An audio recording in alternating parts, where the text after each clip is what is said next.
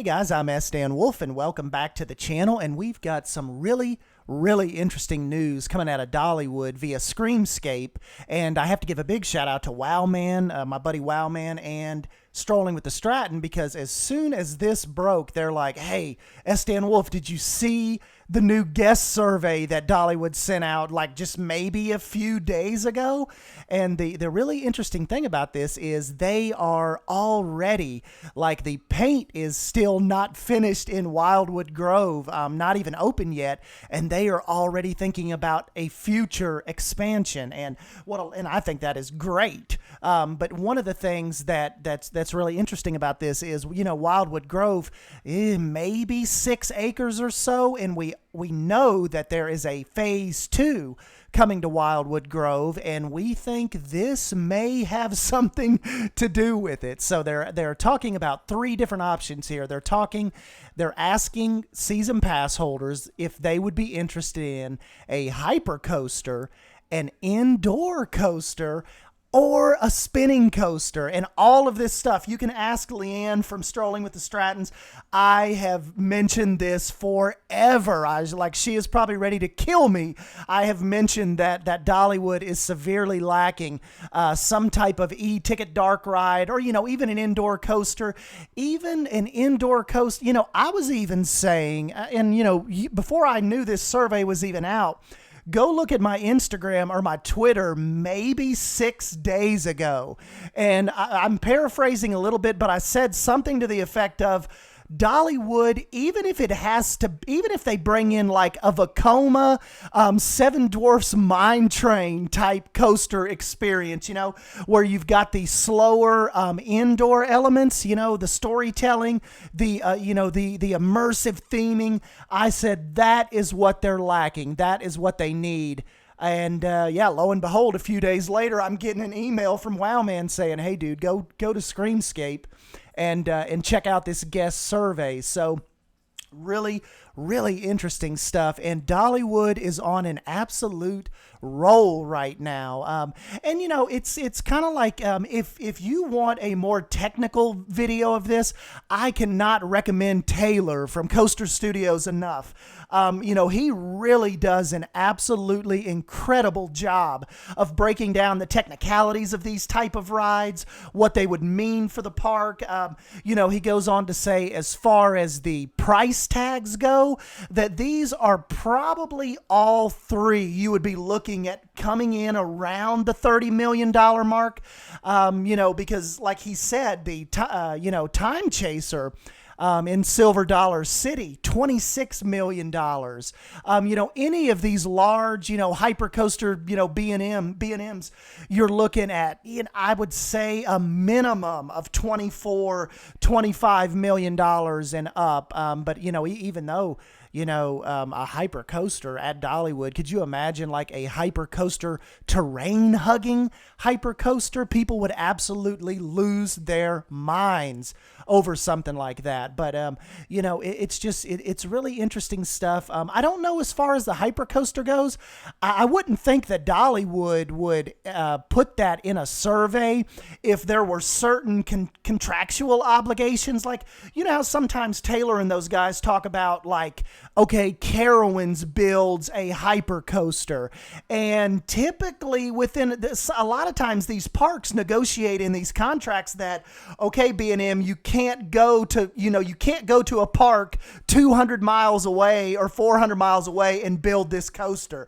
Like, usually I think they work in a little bit of inclusivity to some of these coaster contracts. So, but like I said, why would Dollywood put that in a guest survey if that was the case? So I don't know, but really, that doesn't intrigue me as much as the indoor coaster or even the spinning coaster. Those things look absolutely incredible.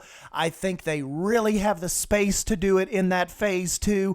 I would think they would have the space to do a hyper coaster possibly in phase 2 of Wildwood Grove, but I just really don't know if you'd have the room to do a hypercoaster justice there. I mean, you've got a pretty good bit of space, but Hypercoaster space, and that looks a little tiny to me. But spinning coaster or really themed out indoor coaster, indoor ride experience. I mean, they're talking about lighting effects, projection mapping, like character portrayal with animatronics, slowing the coaster down to like convey the storylines, it says.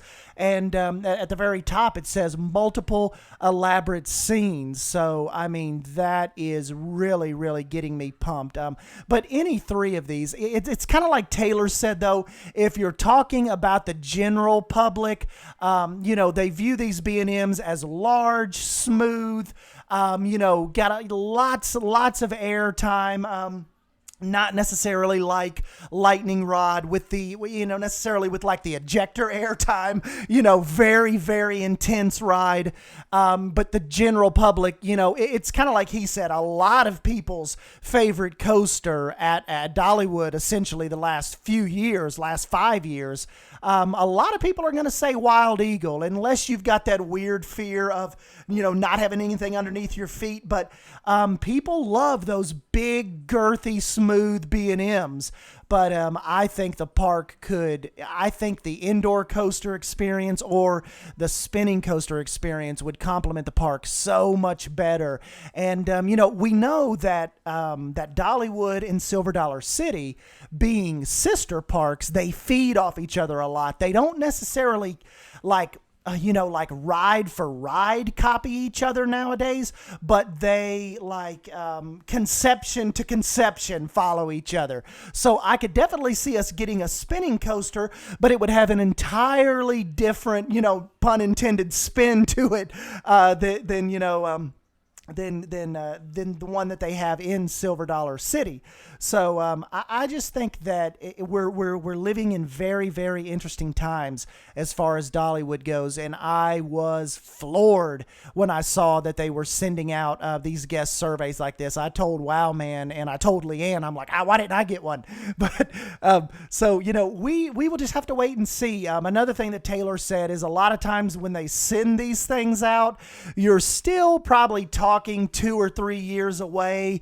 A lot of negotiation, a lot of financing negotiations, ride manufacturer negotiations, on-site visits, going back and forth with the ride designers and the vision that the park designers have.